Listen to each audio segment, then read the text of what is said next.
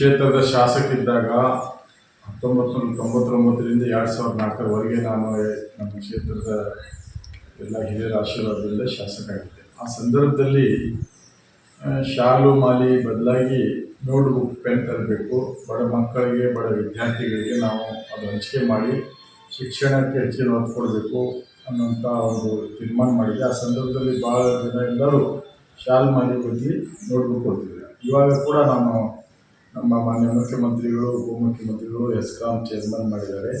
ಇದು ಕೂಡ ನನ್ನ ಕ್ಷೇತ್ರದ ಎಲ್ಲ ಗುರು ಹಿರಿಯರಿಗೆ, ನಮ್ಮ ಹಿತೈಷಿಗಳಿಗೆ ನಾನು ಮನವಿ ಮಾಡಿದ್ದೆ. ಶಾಲು ಮಾಲಿ ಬದಲಿ ನೋಟ್ಬುಕ್ ತರಲಿ, ಪೆನ್ ತರಲಿ, ನಮ್ಮ ಬಡ ಮಕ್ಕಳಿಗೆ ಶಾಲೆಗೆ ಹೋಗಿ ನಿಮ್ಮ ಹೆಸರಾಗಿ ಕೊಡ್ತೀವಿ ಅಂತ ಹೇಳಿ ಆ ಪ್ರಕಾರ ಈಗಾಗಲೇ ಭಾಳ ಜನ ತಂದಿದ್ದಾರೆ. ಇವತ್ತು ನಮ್ಮ ದುಡ್ಡು ಸಾಬ್ ಕನವಳ್ಳಿಯವರು ಹೆಗ್ಗಳಿ ಗ್ರಾಮದ ಇವರು ಕೂಡ ಇವತ್ತು 100 ಬುಕ್ಸ್ ತಂದಿದ್ದಾರೆ. ಈಗಾಗಲೇ ಬೇರೆ ಬೇರೆಯವರು ತಂದಿದ್ದಾರೆ. ಇವೆಲ್ಲ ನಾವು ಶಾಲೆಗೆ ಹಂಚ್ತೀವಿ. ಇದು ಒಂದು ನನಗೆ ಭಾಳ ಖುಷಿ ಆಗ್ತಾಯಿದೆ.